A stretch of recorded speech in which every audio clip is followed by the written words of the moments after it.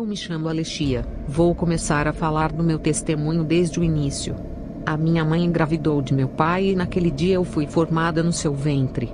Quando a minha mãe fez ultrassonografia, o médico disse: "Mãe, está esperando uma menina." Ela voltou para casa e disse ao meu pai que preferia um menino. Como era a sua primeira criança, ela queria um menino. Esse era o desejo do coração da minha mãe e por causa disso eu fui rejeitada ainda dentro do ventre. Ela queria me abortar, mas o meu pai não permitiu que ela fizesse isso. Quando completei 4 anos de idade comecei a sentir a rejeição da minha mãe. Eu cresci e me tornei uma moça estranha. Eu pensava em minha mente: se a minha mãe gosta de filho homem, eu posso ser esse filho. A minha revolta é que eu não pedi para nascer mulher. Eu dizia para minha mãe: eu não pedi para vir ao mundo, vocês que planejaram para que eu nascesse. Eu quero dizer a todos que me ouvem, quem determina o sexo da criança é Deus. Por causa da maldição os meus seios não desenvolveram. Mas hoje dou glória a Deus por ser liberta, não ligo para o meu corpo, o que importa é a minha alma ser salva. Lá no céu teremos os nossos corpos perfeitos.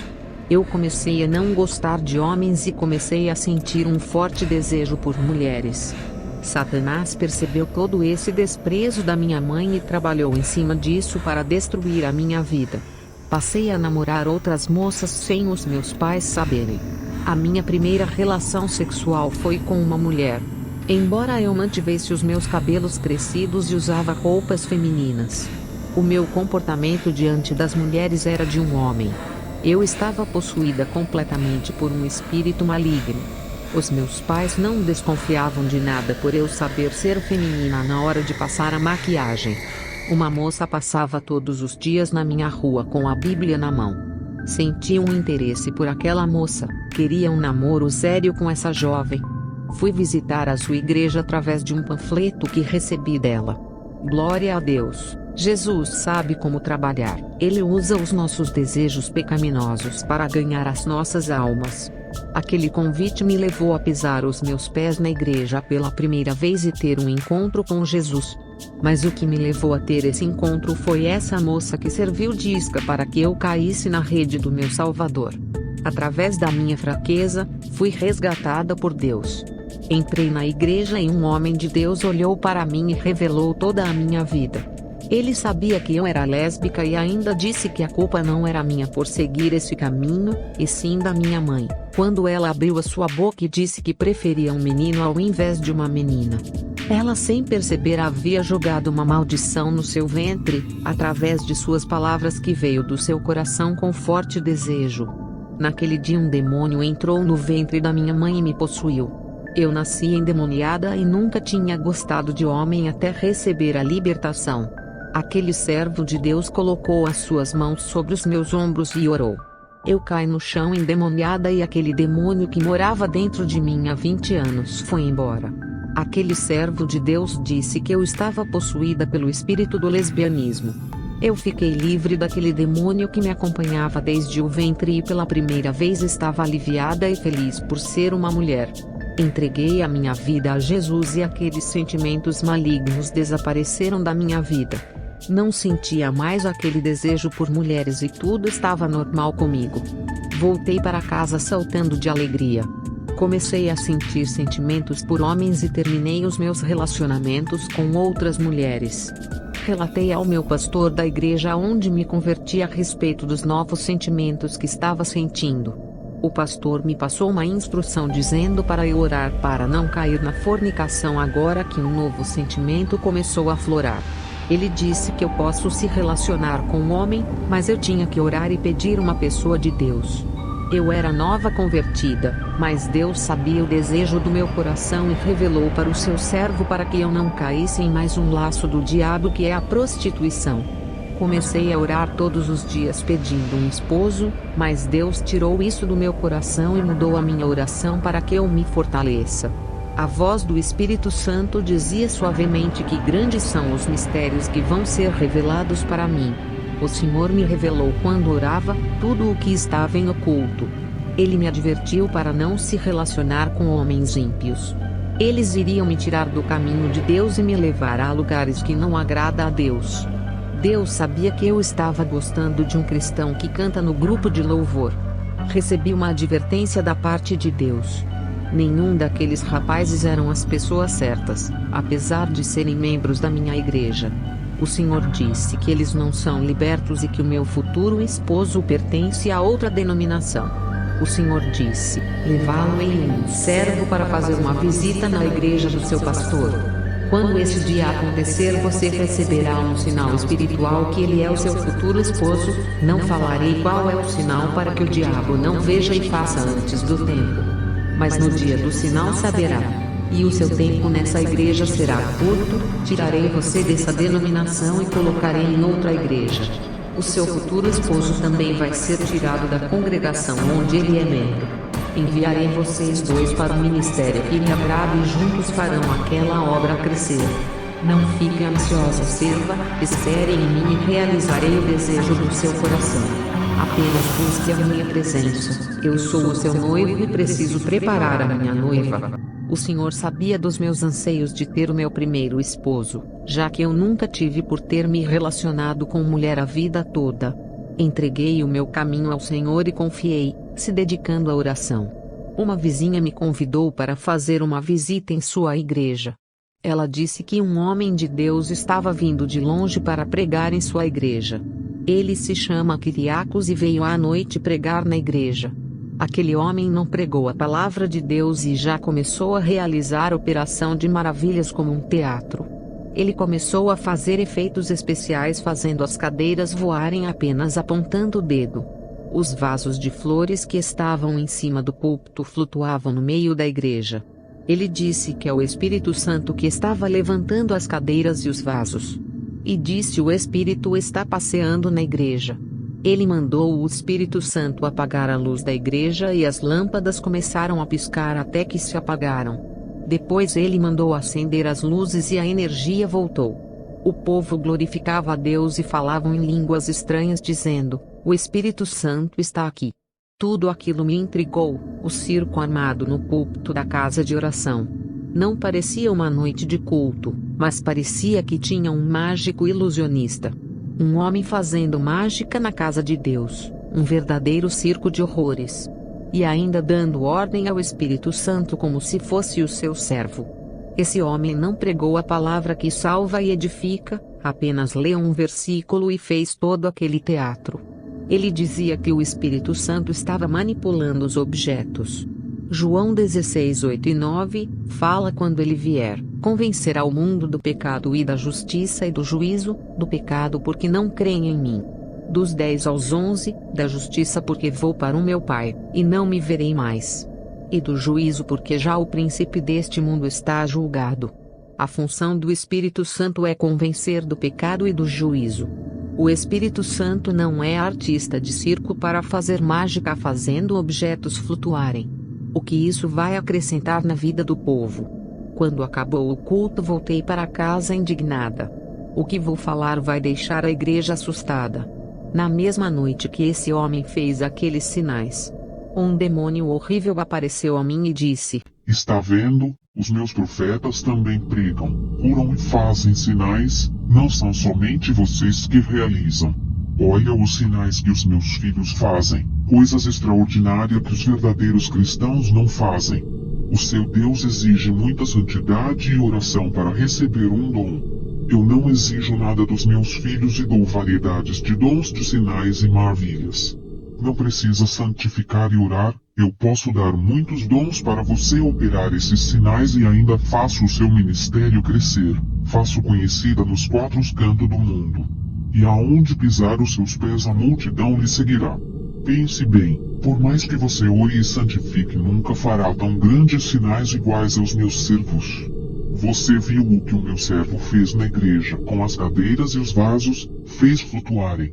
Foi eu e os meus adeptos que levantamos as cadeiras e os vasos fazendo flutuarem. Eu posso fazer você flutuar na frente do povo da igreja e eles saberão que é uma serva de Deus. Eu, ouvindo aquele demônio falar aquelas coisas horríveis, fiquei paralisada de medo e clamei o sangue de Jesus. E aquele demônio explodiu na minha frente, desaparecendo.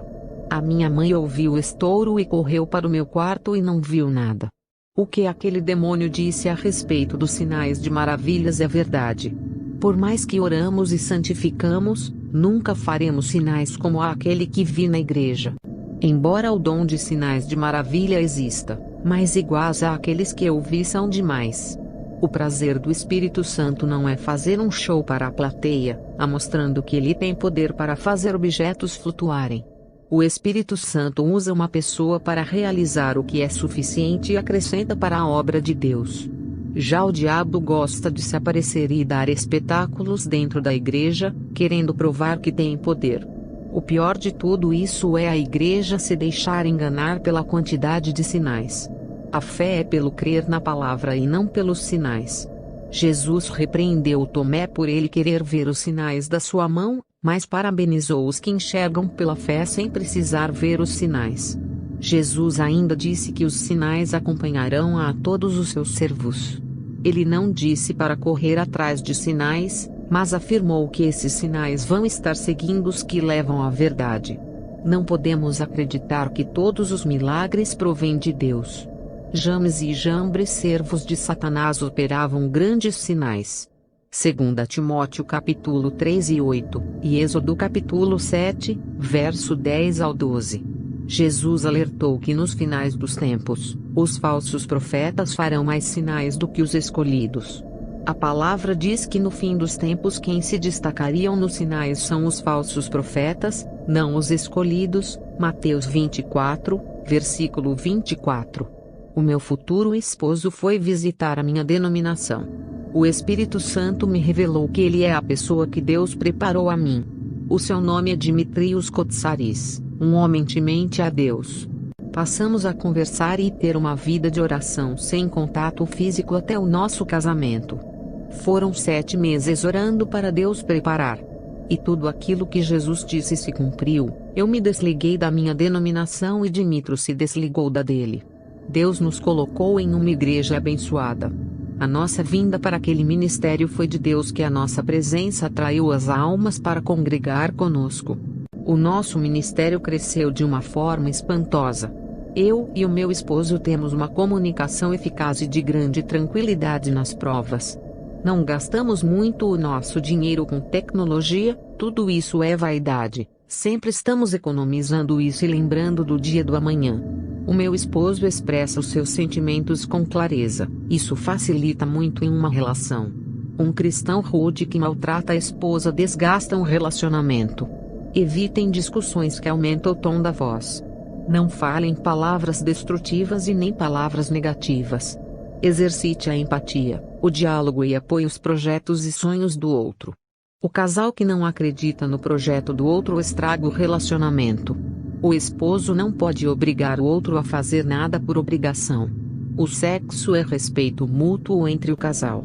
Se forem ficar sem coabitarem, que fique por um período que não demore e Satanás não lhe atente. O marido e a esposa têm que fazer as coisas juntos. Não pode existir individualidade entre eles, cada um fazendo uma coisa diferente. O individualismo acaba com a força do casamento. Quando forem dormir, vão juntos. Nada de alguém se deitar primeiro e deixar o outro na cozinha ou na sala. Quando forem sair juntos para qualquer lugar, vão de mãos dadas. Sempre perdoe as falhas do outro.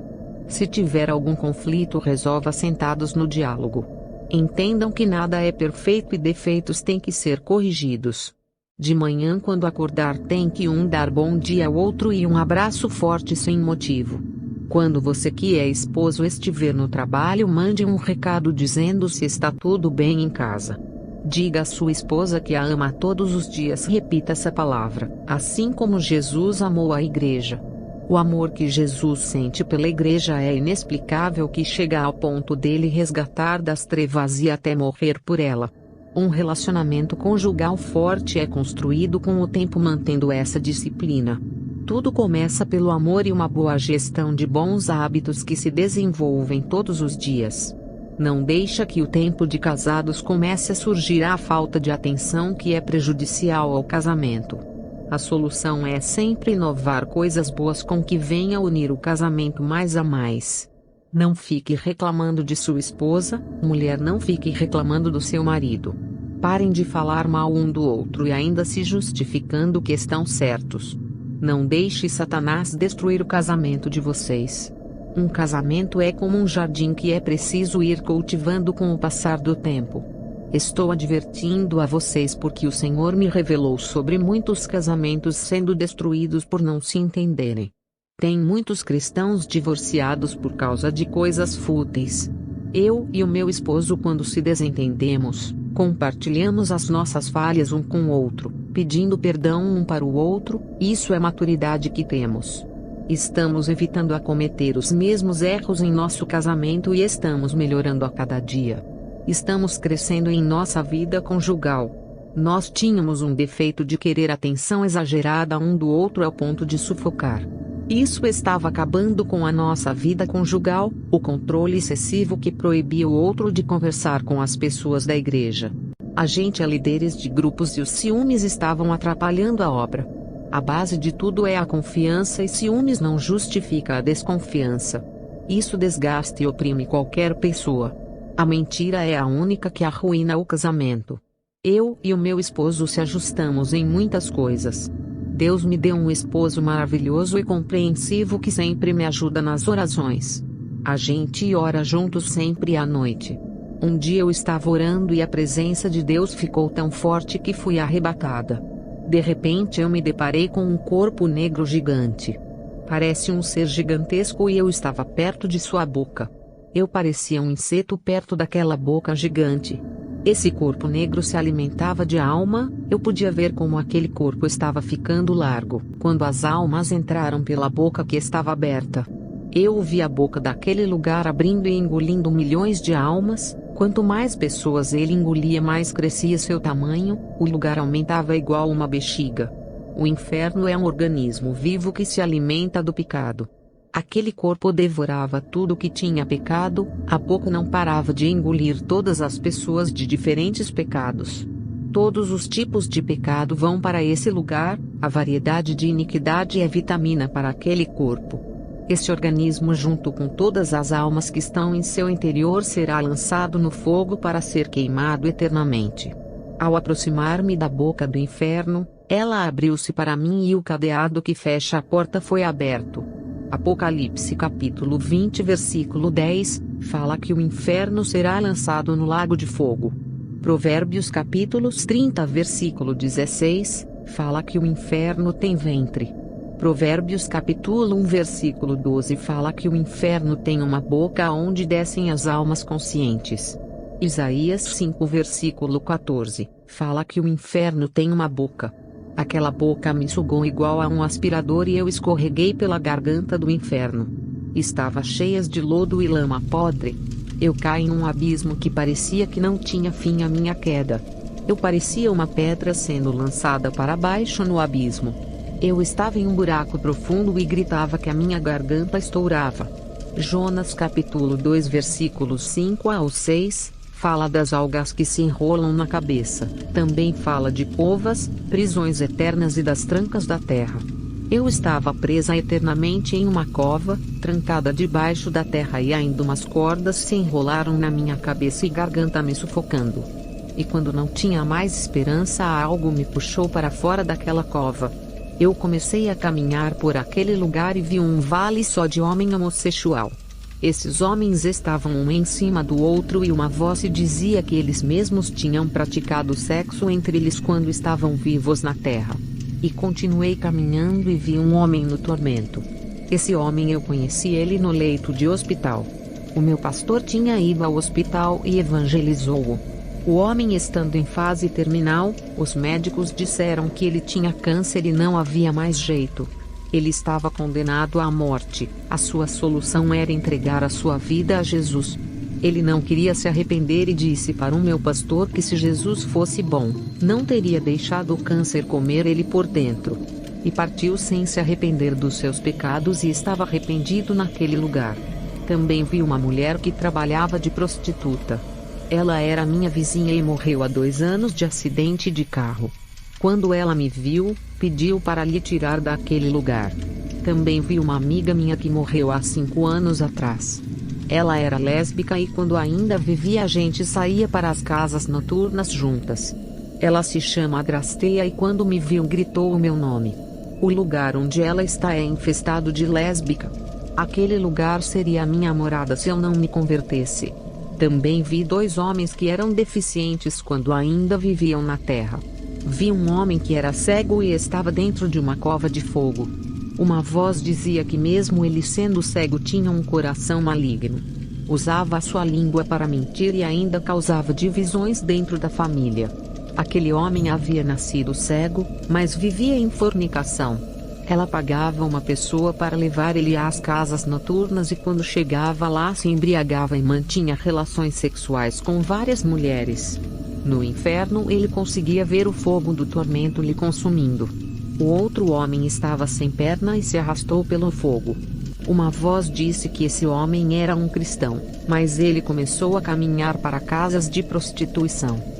Ele trai a sua esposa que é uma missionária que vivia orando para Deus levantar o seu ministério. Ela também orava para Deus abençoar o seu casamento, agradecendo a Jesus pelo grande homem que Deus colocou na sua vida. Ela acreditava que ele era fiel. As suas pernas estavam levando ele para lugares que não era da vontade de Deus. Esse homem quando se converteu tinha prometido a Deus que os seus pés nunca pisariam nesses lugares. Ele tinha ganhado um carro de um servo de Deus que deu de coração para ele usar para a obra. Mas ele começou a usar o carro para outras coisas, levava os seus amigos ímpios para se prostituir nessas casas noturnas. E enchia o seu carro de mulheres. Ele estava pregando a palavra de Deus em adultério em cima do púlpito. Até que um dia ele não levou os seus amigos e foi sozinho se prostituir.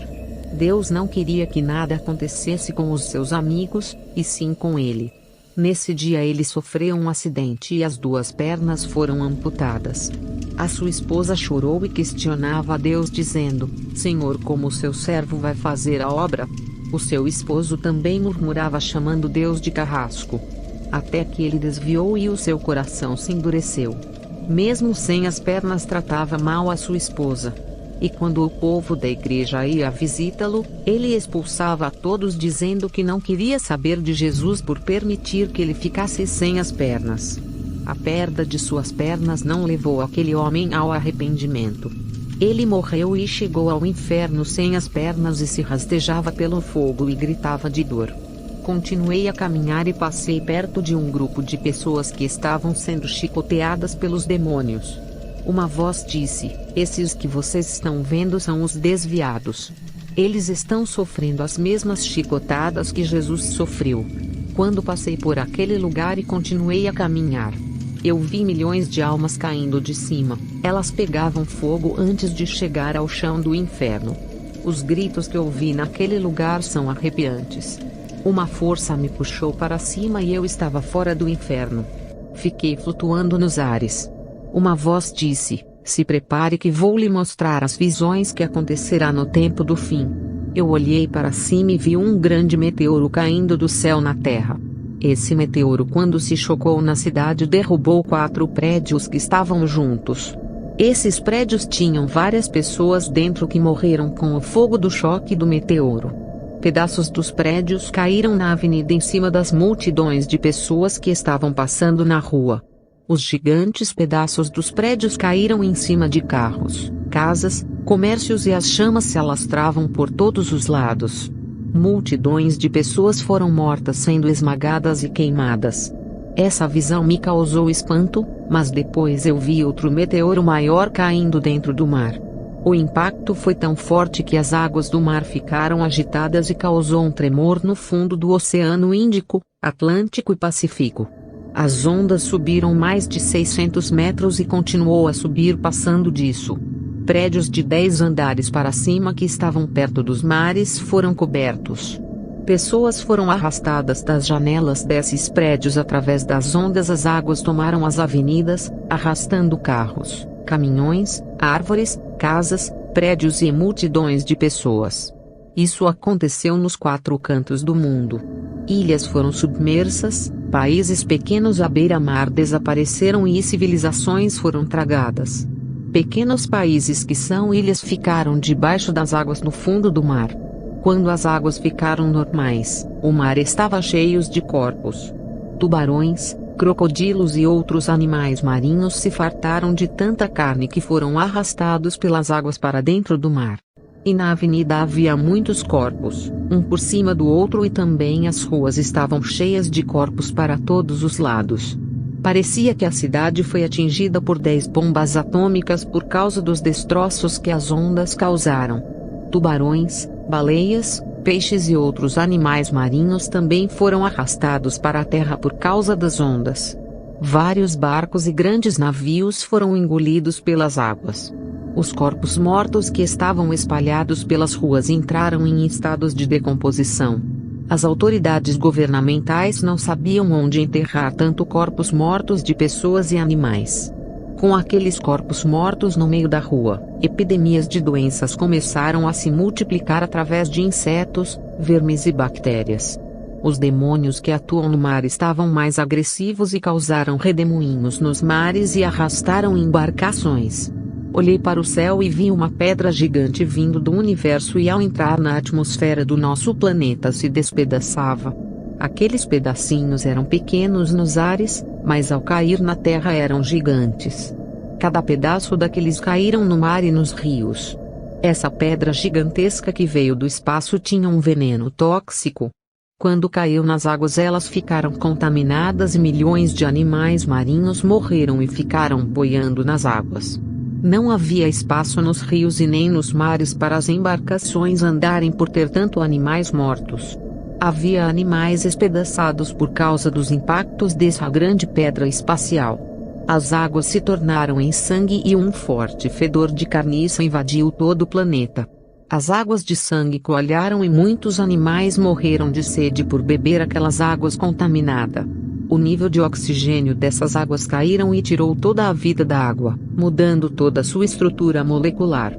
Os hidrogênios das águas se modificaram, causando um grande desastre no meio habitat aquático. A indústria pesqueira entrou em falência por não encontrar peixes nas águas para vender. A água ficou escassa na terra, pouca quantidade para muitas populações. As águas que não eram sangue se tornaram amargas por causa da toxina daquela pedra espacial. Animais terrestres e aves aquáticas que dependem de águas doces para matar a sede morreram por causa da toxina. As torneiras saiam águas amargas matando milhões de pessoas. Quem bebeu dessa água morreu envenenado por uma substância mortal. Aqueles pedacinhos do meteorito se distribuíram para outros rios. As correntezas das águas espalharam essas partículas, levando a outros rios para matar os restantes dos animais que dependem da água doce. Restaurantes e lanchonetes que dependem da água para fazer comidas e sucos faliram. A água ficou mais caro que o ouro e muitos milionários davam uma fortuna para obter barris de águas limpas. A população pobre que não tem dinheiro morreram de sedes, somente os poderosos que conseguiam obter todas as reservas de águas. As hortas e todos os tipos de plantações que dependem da água morreram. As fazendas de plantações faliram por não ter águas para regar. A morte entrou ceifando milhões de pessoas e animais em todo o planeta. Os rios estavam contaminados pelos pedaços daquela grande pedra. Eu não sei dizer se era um rio com vários vertentes ou rios de outros lugares. Também vi vários rios se tornando em sangue. Não era só um rio, mas umas variedades de rios de vários lugares no mundo. Eu não sei se foi por causa dos meteoritos, mas a água doce da terra acabou e a reserva. E o povo, para matar a sede, bebiam sangue. O sangue saía pelas torneiras. Essa era a única água que servia para matar a sede dos povos. O sangue que saía das torneiras tinha milhões de bactérias e causava doenças mortais nas pessoas. Vendo aquela situação caótica, fiquei assustada com a terrível destruição que está por vir à terra. Lucas 21 versículo 25, fala, e haverá sinais no sol e na lua e nas estrelas, e na terra, angústia das nações, em perplexidade pelo bramido do mar e das ondas. O mar irá bramir, rugir como um leão feroz e tragará as vidas. Pessoas me disseram que o mundo não vai acabar com a água, por causa da promessa que Deus fez a Noé, e isso é verdade. O que o Senhor me revelou, que as águas serão o seu juízo contra as nações rebeldes. Será a ira de Deus contra o homem que tem poluído as águas por causa do petróleo e matado os animais marinhos. A água também tem vida, se não tivesse os animais não sobreviveriam. As águas se vingarão dos homens que a têm destruídos. O Senhor me mostrou no fundo do mar, abaixo da terra, um monstro terrível. Eu não sei se é um demônio ou um monstro, mas é espiritual. O Senhor disse que ele é o Leviatã, que em breve vai sacudir as águas, aonde tiver rios, mares ou lagos. Depois dessas revelações eu voltei à terra. O meu esposo estava ao lado do meu corpo, que estava deitado ao chão. A gente estava orando juntos e ele disse que eu apaguei na oração, mas o Espírito Santo tranquilizou o seu coração e disse que iria ficar tudo bem. Agradeço a Deus por essa oportunidade de compartilhar o meu testemunho. Que o Espírito Santo dê graça e força a todos vocês. Amém.